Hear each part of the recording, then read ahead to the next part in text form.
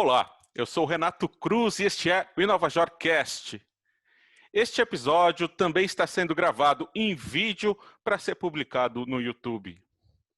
Hoje eu converso sobre fintechs com Antônio Brito, CEO, sócio e cofundador da SuperSim.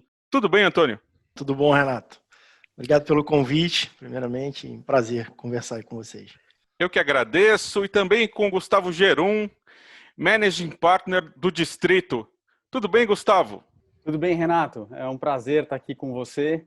Obrigado pelo convite novamente. Eu que agradeço. Para a gente começar, Antônio, vocês na SuperSim são especializados em empréstimos para pessoas de menor renda e uma linha, se não me engano, que faz bastante sucesso é a que usa o celular como garantia. É isso mesmo? Como que funciona? Perfeito. Contando um pouquinho aí, dando uns 2 minutos de resumo sobre como a gente chegou aqui, né, como SuperSim, né, tanto eu como meus 2 sócios, a gente vem aí de muita bagagem, muita experiência na indústria de crédito online, né, então a gente tinha participado aí da criação como executivos de 3 empresas de crédito online do zero, né, e no início do ano passado a gente ainda identificava um vazio muito grande que ainda não havia sido preenchido nem pelos players tradicionais, nem pelas novas fintechs aí que surgiram nos últimos anos. Um vazio quando se fala em crédito voltado para um perfil de cliente de classe C e D, o cara que tem uma renda de até 2 salários mínimos, o cara que está ou esteve negativado, que muitas vezes é o trabalhador informal, né, que tem uma dificuldade maior de comprovação de renda. E esse vazio, como a gente falou, assim, até então não tinha sido preenchido por ninguém, a gente acumulava uma bagagem, uma experiência muito grande na indústria e entendia que a gente tinha uma boa capacidade de executar um projeto bem sucedido, né, e endereçando a principal dor financeira quando se fala desse perfil que eu descrevi de cliente, né, dor da aprovação da crédito. E aí, óbvio que a gente vai elaborar aí um pouquinho mais ao longo da conversa, mas essa dor passa muito por, primeiro, querer trabalhar com esse cliente e entender a fundo esse cliente, né? Como é que a gente, qual produto, qual processo que você tem que construir para reinserir gradativamente esse cliente dentro do sistema de crédito, né, formal. E foi daí que surgiu a ideia de trabalhar, de ter um produto atrelado ao celular, né, dado que hoje o smartphone tem uma penetração altíssima no Brasil e mesmo nessas classes sociais C e D, né? Foi daí que surgiu o interesse em trabalhar com esse produto. Brito, e na prática, como que funciona? O que vocês analisam na hora de dar empréstimo para uma pessoa desse perfil? Né? Ela oferece o celular como garantia. O que acontece se ela não conseguir pagar o empréstimo, por exemplo?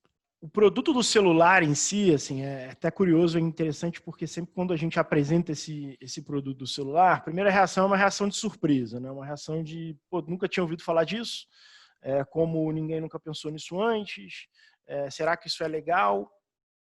E aí, na verdade, se você faz o paralelo do celular com um financiamento de veículo, por exemplo, ou com financiamento de imobiliário, fica mais simples de todo mundo entender qual é o conceito, né? Então, o conceito, no final das contas, é você ter um bem atrelado a um empréstimo que, de alguma forma, reduz o risco de inadimplência. E uma vez que haja essa redução de risco de inadimplência, você tem uma taxa de aprovação muito mais alta, de novo, para um perfil de cliente que tem um histórico de crédito, né, e uma circunstância de renda não tão favorável à concessão de crédito. Dito isso, o produto por si só ele não é uma bala de prata, né? Não é um produto, tem circunstâncias diferentes, por exemplo, quando se faz esse paralelo do veículo e do financiamento imobiliário, que tem taxas de aprovação altíssimas, enfim, próximas de 100%, porque você tem um bem ali como garantia, né? O celular, na verdade, você não tem como garantia, eu sempre digo assim, é uma garantia entre aspas, né? É um enforcement, que, na verdade, se o cliente não fizer o pagamento do empréstimo, o aparelho dele vai ser bloqueado. Eu sempre gosto de reforçar que, assim, então, isso não é uma bala de prata e a gente continua precisando ter um entendimento muito grande do cliente, e a gente faz isso consultando 7, 8 bases de dados distintas, e tendo uma plataforma de tecnologia de analytics bem robusta para identificar o perfil de risco desse cliente, que combinado com o aparelho em si vai te dar a tua decisão de crédito. Né? E a decisão de crédito, quando a gente está falando de decisão de crédito, a gente está falando sempre sim, não ou talvez. E se um talvez ou um sim que é sim, para qual valor, né, de crédito, a que taxa de juros, qual prazo. Então, quais as características do produto. E o cliente, em sendo aprovado para esse produto, ele, na verdade, instala um aplicativo. Ele passa por todo um processo bem transparente ao longo da plataforma, né, ao longo da interação cadastral, depois com o processo de validação de telefone, confirmação das características do produto, né, que deixa claro para ele que o celular, na verdade, é uma ferramenta necessária para aprovação do crédito, nessas circunstâncias específicas do cliente, e que se não houver o pagamento, o aparelho será bloqueado. Isso tudo, de novo, com 3 etapas distintas de apresentação do produto para o cliente. Né? E esse aplicativo que faz a análise é que ele bloqueia também no caso de não pagamento? Na verdade, o aplicativo hoje, o processo cadastral, ele não se dá no aplicativo, né? Ele se dá em browser. A análise acontece toda no back-end, né? Mas é tudo dentro de uma mesma plataforma de tecnologia. Mas são módulos diferentes da mesma plataforma de tecnologia. Que, diferentemente da casa do carro, que existe um documento que comprova quem é o proprietário do veículo, o celular não tem isso, né? Perfeito. Não tem, a gente não retoma o bem, óbvio, porque isso não seria viável, né? Tem uma necessidade muito grande, inclusive, de entender naturalmente, assim, de tentar mitigar fraude, porque tem uma probabilidade grande de utilização de aparelhos que não tem valor nenhum ao longo do processo, simplesmente para que haja a liberação do empréstimo. Então, por isso que eu digo que, no final das contas, não é um produto que, por si só, você vincula o aparelho e se assegura que a tua inadimplência vai ser de 0%. Tampouco é isso que a gente quer, tá, Renato? Tampouco, assim, a gente, como SuperSim, a mentalidade inicial da gente como plataforma de crédito não é uma mentalidade de eu quero minimizar a minha inadimplência. Não mesmo. Assim. O nosso desafio aqui é fazer com que, com um baseline de inadimplência que seja viável do ponto de vista econômico para o negócio, maximizar a taxa de aprovação. Se manter fiel ao nosso propósito de dar crédito para um cara que não teria acesso a crédito, que se traduz na aprovação.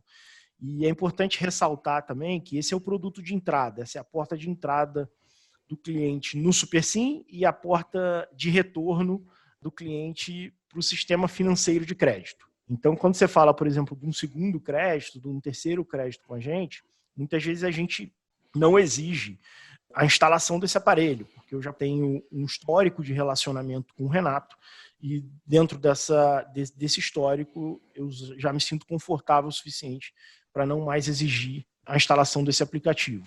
É esse o conceito por trás do produto. Jerum, como que está o mercado hoje de fintechs no Brasil? Se não me engano, o ano foi bom para investimentos em startups de serviços financeiros, apesar da pandemia, apesar desse momento que a gente está vivendo, né? Renato, eu acho que o ano foi está sendo, né, espetacular para diversos segmentos de diversas indústrias dentro da área de inovação e startups. E fintechs, historicamente, é um dos segmentos mais ativos aqui no Brasil. Falando um pouco em números, né, recentemente a gente fez o Fintech Summit lá no Distrito e eu levantei algumas estatísticas para poder dividir com o público. E para se ter ideia, em 2015, a gente tinha algo como 404 fintechs no Brasil. Atualmente, a gente já consegue mapear, identificar mais de 820 fintechs no Brasil. Então, esse mercado mais do que dobrou em 5 anos. Em 2015, a gente teve 60 milhões de dólares de investimentos em 29 rodadas. No ano passado, foi muito perto de um pouco mais do que $1 bilhão em 86 rodadas de investimentos. Esse ano, até outubro, já tinha batido esse $1 bilhão. Então, esse é um mercado que cresce de maneira exponencial e ele é muito fruto também da mudança que o país vem vivendo como um todo, tanto em termos de regulação, comportamento do consumidor, digitalização da economia. Então, a gente acredita muito que o segmento de fintechs vai continuar crescendo ao longo dos próximos anos. E dentro do segmento de fintechs existem alguns destaques? Por exemplo, como que está essa área de fintechs de crédito? Se a gente vê, por exemplo, os números da Febraban lá que eles soltaram lá naquela pesquisa de tecnologia do começo da pandemia, né, houve um crescimento muito grande aí de uso de plataformas digitais, até porque as pessoas evitam sair de casa, e também muita gente falou assim, houve um aumento da bancarização por conta de ajuda emergencial no app da Caixa, né, que muita gente abriu uma conta digital para transferir o dinheiro. Como que está esse panorama hoje, se a gente olhar setores dentro do mercado de fintechs? Os três principais setores dentro do mercado de fintechs, aqui falando em número de fintechs, tá? Não em termos de volume transacionado, ou em termos de investimento, mas em número de empresas atuando nesse segmento, são meios de pagamento, crédito e o que a gente chama de back-office, né? Que são sistemas de gerenciamento de risco, controles, etc. Então, assim, a área de crédito é uma das áreas mais exploradas aí pelos empreendedores. São mais do que 120 startups de crédito hoje atuando no Brasil, e esse número vem crescendo quase que mês a mês. E muita gente nos pergunta, putz, mas não é um mercado já muito explorado, não são muitos empreendedores lutando pelos mesmos espaços? E a nossa opinião aqui é que não, né? O mercado de crédito, depois o Antônio pode falar um pouco mais aí do tamanho desse mercado, principalmente quando você divide em PJ, PF e os tipos de produtos específicos, mas é um mercado gigantesco e extremamente consolidado nos 4, 5 principais bancos do Brasil. As fintechs de crédito, elas têm crescido cada vez mais, elas estão cada vez mais relevantes, mas elas ainda são muito pequenas perto do tamanho do mercado brasileiro. Então, isso nos faz crer que existe um potencial enorme para novas empresas, novos empreendedores que queiram explorar esse tipo de negócio. E, Jerônimo, como que você vê esse potencial de transformar não consumidores em consumidores, né? De posicionar produtos e serviços para baixa renda, pessoas aí que estão com o celular, mas de repente não estão trabalhando com os grandes bancos?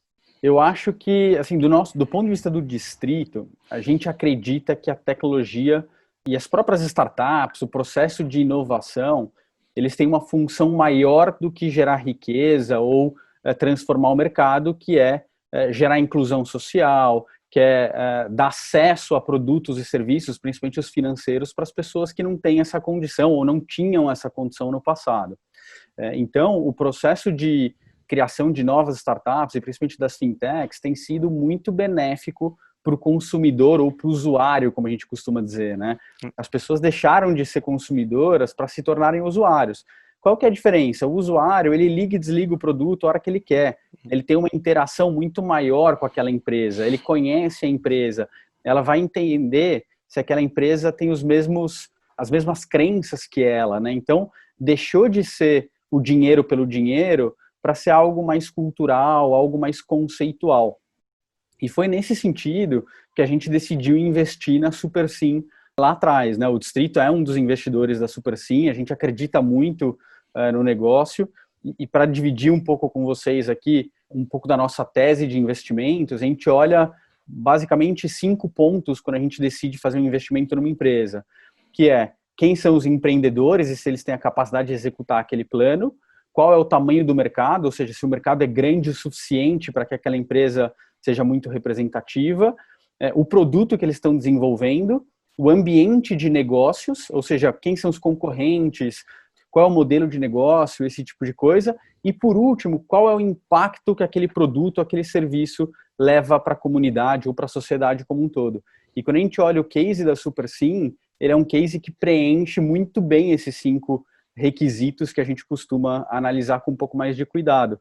Eu acho que tanto do ponto de vista de inovação de produto ou de atacar um mercado que era ainda pouco explorado digitalmente, quanto do ponto de vista de impacto social, de inclusão e de oferecer para o público um produto que eles não têm ou têm muito pouco acesso. Brito, como o Jerônimo falou, o mercado de crédito ainda é bastante dominado pelos grandes bancos, né? Quer dizer, existe um grande espaço para crescer. Se a gente pegar números recentes aí do Banco Central, o mercado de crédito expandiu este ano, né, durante a pandemia, sem um aumento significativo de inadimplência. Tem gente que fala que é porque os grandes bancos renegociaram as dívidas, né, então acaba entrando como crédito novo, né, e isso pode estourar lá na frente. Mas como que você vê essa situação, o potencial de crescimento aí, ou de crescer o mercado como um todo, ou então de abocanhar aí pedaços do mercado que estão nas instituições mais tradicionais? Eu acho que quando a gente fala do ano, o Jeron estava falando dos dados de investimento de 2019, foi um ano que tiveram algumas surpresas muito positivas quando você fala do ambiente de startups e de fintechs, né? Acho que quando a gente se deparou com pandemia lá atrás, eu me lembro até hoje o Jeron ligando para a gente em março, abril, perguntou, cara, qual o cenário, né? Qual o cenário? E assim, tinha um cenário muito grande de incerteza. E mesmo a gente internamente, a gente tinha muita cautela em relação ao futuro, né? A gente e outras empresas do setor. E a verdade é que mais machucados do que outros cresceram mais e outros não necessariamente seguiram o plano para o ano. Assim, todas as empresas meio que passaram por esse teste de estresse, que foi o ano de 2019. Então, acho que isso já demonstra uma maturidade do setor como um todo. O ano de 2020, né? Perdão, ano de 2020. Estou falando de 2019, perdão. É 2020. E quando você fala de oportunidade, né, para fintechs, e mais específico para fintechs de crédito, assim, tem que dar um passo atrás para entender qual era a dinâmica desse setor há 5, 10 anos atrás. Há 5, 10 anos atrás, na verdade, você tinha dois desafios. Você tinha uma concentração bancária enorme, com uma gama de produtos muito limitados, em diferentes níveis, assim, pessoa física, pessoa jurídica, diferentes classes sociais de pessoa física, diferentes tamanhos de pessoa jurídica, e que essa circunstância de limitação de concorrência fazia com que você tivesse uma oferta muito limitada de crédito e uma oferta normalmente muito cara de crédito. Então, o que isso se traduzia? Se a gente fala de pessoa física, beleza, classes A e B tinham acesso a crédito, um cheque especial, tinha um rotativo do cartão, tinham produtos super plain vanilla, mas produtos muito caros. O movimento mais óbvio, inicial, era trabalhar com clientes que são bons, que são prime, near prime, e endereçar esse problema de taxa de juros muito alta. E agora, a gente está cada vez mais vendo um cenário onde tem produtos mais sofisticados, como, por exemplo, o nosso produto do celular, mais criativos, que saem um pouco do padrão de produtos históricos de crédito, e, naturalmente, que tem mais empresas. E isso faz com que hoje o desafio do acesso a crédito também esteja sendo endereçado com essa sofisticação de produto, que é voltada para nichos específicos de clientes, né? E aí, quando você fala em nicho do Brasil, tem a mágica da gente ser um país de 220 milhões de pessoas, então qualquer nicho tem 20, 30, 50, 100 milhões de pessoas. Então, essa dinâmica faz com que hoje dois fenômenos aconteçam. Assim, eu acho que tem gradativamente uma migração de crédito dos players tradicionais para fintechs. Isso a gente tem visto, mas tem visto a uma velocidade ainda muito devagar. Então, as estimativas lá da Associação Brasileira de Crédito Digital é de que hoje crédito pessoal de fintechs não contemple nem 2% do todo. Então, um número ainda irrisório que demonstra o potencial de oportunidade. E o acesso a crédito faz com que o bolo de crédito em si cresça. Então, por exemplo, hoje a gente dá crédito para um cliente que não tem crédito nos grandes bancos. Então, eu não estou roubando o monte do banco. Eu estou aumentando o tamanho do monte. E se você pega um e multiplica pelo outro, né, a oportunidade de pegar um pouquinho do mercado que sempre foi super concentrado e de crescer o mercado, isso justifica o porquê que empresas, que fundos de investimento, enfim, grupos de venture capital têm uma atenção, um olhar bem carinhoso aí para fintechs e para empresas de crédito, né? Hoje o crédito que vocês concedem está em que faixa de valor? Quer falar, Jeron? Eu acho que o Jeron queria... Não, desculpa te interromper, Renato, é que eu estava ouvindo a fala aqui do Antônio e eu me lembrei de um depoimento do Rafael Pereira, que é o CEO da Rebel, recentemente, sobre o cenário, pandemia, crise, e o que ele falou assim, a maioria das fintechs que existem hoje no Brasil nasceram ali há 5, 6, 7, 8 anos, né, no máximo. O Brasil vive quase que uma crise recorrente, né? Então é muito mais fácil a gente imaginar o que vai acontecer quando o Brasil estiver estável e indo bem com essas fintechs, que esses caras vão voar, do que qual é o impacto que a crise gera na fintech. Porque todos os empreendedores já nasceram num ambiente de crise, né? Todos eles estão acostumados a lidar com isso. É difícil, mas faz parte aí do desafio do Antônio de todos os dias ali de derrubar as barreiras e encontrar os melhores caminhos para o mercado, né? Então, a gente espera que o mercado brasileiro fique um pouco mais equilibrado, não precisa melhorar muito, é só não piorar, né? Que eu tenho certeza que todas essas fintechs vão crescer muito rápido e vão continuar tomando mais espaço no mercado e fazendo o bolo como um todo crescer, como o Antônio estava comentando. E, além disso, também existe uma mudança estrutural do mercado, né? Esses juros tão baixos, assim, o menor patamar da história, como questões regulatórias aí de PIX, Open Banking e essa digitalização, assim, classes C e D com celular, né, e acesso à internet, eu acho que essas coisas também mudam um pouco o cenário, né? O ecossistema hoje é muito favorável, Renato. Se você compara o ecossistema hoje com uns 8 anos atrás, que foi quando surgiram as primeiras fintechs. Você fala em crédito, o que é importante? Acesso a cliente, então canal. Então hoje você tem uma presença de canais digitais através dos smartphones que não existia tão intensamente há 8, 10 anos atrás. Dados. Hoje você tem acesso a dados dos mais diversos para categorizar os clientes em diferentes grupos de risco. Então você pega historicamente qual sempre foi o desafio. Você analisava o dado negativo do Antônio, e aí você via que o Antônio estava negativado, você não conseguia mais nenhum outro dado do Antônio, e a decisão mais trivial era, não vou dar crédito para o Antônio. Hoje a gente consegue consultar aqui mais de 1.000 pontos de dados por cliente. Então eu consigo ter uma análise que vai muito além, por exemplo, da negativação, ou muito além da fonte de renda do Antônio, por exemplo. Então, isso nos permite ter uma visão muito única de cada cliente. Toda a parte transacional e regulatória. Cara, o Pix, assim, o Pix realmente pode ser uma revolução. Assim, hoje, uma revolução para enviar e para pagar, né, para receber pagamento. Você pega, e são detalhes, assim, o pessoal sempre entrou muito no componente de custo Brasil de crédito, quando você comparava isso com os Estados Unidos, com outros países mais desenvolvidos, né? Você pega o custo, por exemplo, de processar um débito em conta nos Estados Unidos, é um custo de centavos.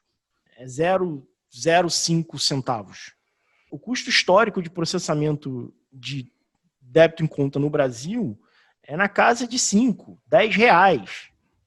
É claro que isso, em algum grau, isso se é transferido para o cliente através da taxa de juros.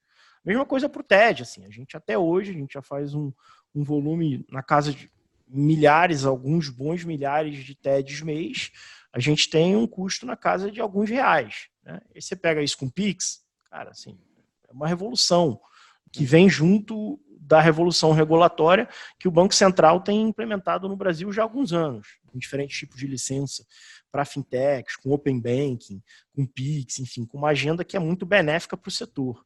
Então, isso é um facilitador para a inovação, enfim, para a fintech, de um modo geral. Tem sandbox regulatório também que vai começar no ano que vem, né? E como que você vê os próximos meses, Brito? Quais são as novidades e novos tipos de produto? Como deve ser o comportamento aí do cliente de vocês?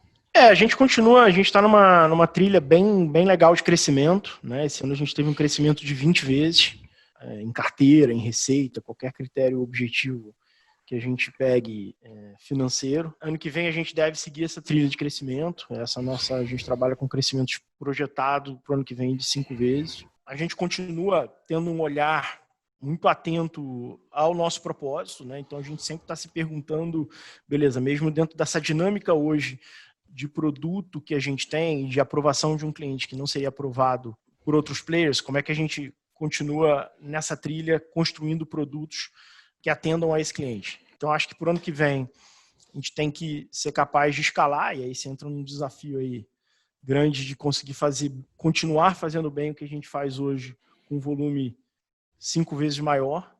Passa muito pelo desafio de pessoas, enfim, internamente.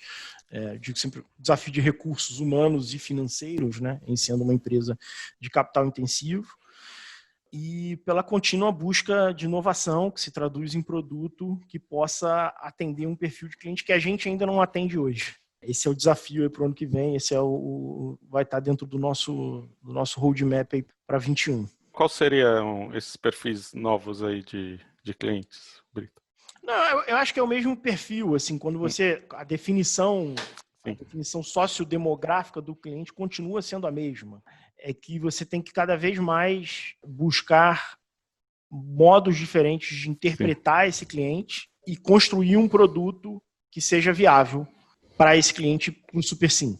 Qual é o valor médio do empréstimo hoje? Quanto tempo demora para ele ser concedido? Hoje, o ticket médio é de R$600. O tempo de concessão hoje, o RapPet do cliente, em média, esse cliente é aprovado em 34 minutos. Esse é o nosso tempo médio de aprovação, após ele completar uma proposta. E ele recebe o dinheiro em 30 minutos após a aprovação. Se ele não receber, inclusive, a gente já tem uma garantia no site, que se ele não recebe, ele não paga nada de juros. Tá? Isso acontece. E é legal, assim, é justo. Quer dizer, um processo que dura um pouco mais de 1 hora. Um processo completo do cliente terminar o pedido e receber o dinheiro em conta em menos de 1 hora, né? Bem conveniente. Jeroen, como que você vê os próximos meses, o mercado aí de investimentos em fintechs e de crescimento também o panorama continua positivo aí para os próximos meses?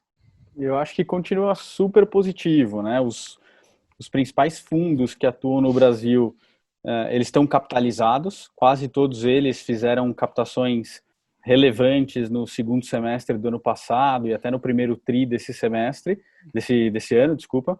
A gente percebe que os investidores continuam super envolvidos e buscando novas oportunidades. E é interessante notar que, devido à conjuntura econômica, né, principalmente a queda dos juros, como você comentou, Renato, tem muitos investidores que não atuavam ou não buscavam essa classe de ativos, né, que estão sendo obrigadas a buscar ativos que tenham mais rentabilidade, que deem mais retorno ao longo do tempo para diversificar seus próprios portfólios. Então, a gente tem um movimento dos investidores que já atuam nesse mercado, né, intensificando suas posições ou captando novos fundos e continuar irrigando o mercado, e se tem novos investidores chegando e até investidores estrangeiros cada vez atuando de maneira mais intensa no Brasil.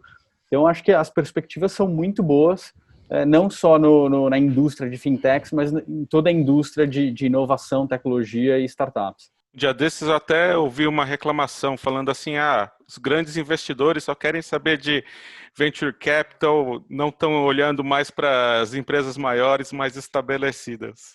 É curioso isso que você está falando, que o venture capital, ele já existe há muito tempo no Brasil e ele é muito maduro, né, em economias como Estados Unidos, Ásia, etc. No Brasil ele está amadurecendo cada vez mais e rápido, e ele começou a cruzar um pouco as fronteiras do que é o private equity, né? Que é investimentos em empresas maiores, mais robustas, que querem crescer rapidamente. Então, hoje você vê os VCs fazendo tickets e cheques cada vez maiores, ao mesmo tempo os private equities buscando oportunidades ou buscando preencher o seu funil de oportunidades com empresas um pouco maiores, mas com uma capacidade de crescimento muito rápida. E eu acho que isso é natural e é muito bom para o mercado como um todo, né? O capital, ele é fundamental para que o mercado amadureça e para financiar todos esses empreendedores que estão buscando realizar o seu sonho, mas, acima de tudo, transformar o país em algo melhor. Eu sou o Renato Cruz e este é o InovaJorcast. Gravamos essa entrevista também em vídeo para publicação no YouTube. Conversei sobre fintechs com Antônio Brito, CEO, sócio e cofundador da SuperSim. Muito obrigado, Brito. Obrigado, Renato. Prazer. Prazer é nosso. E também com Gustavo Gerum, Managing Partner do Distrito. Muito obrigado, Gerum. Obrigado, Renato. Conte conosco. E obrigado também a você que acompanhou este episódio e até a próxima.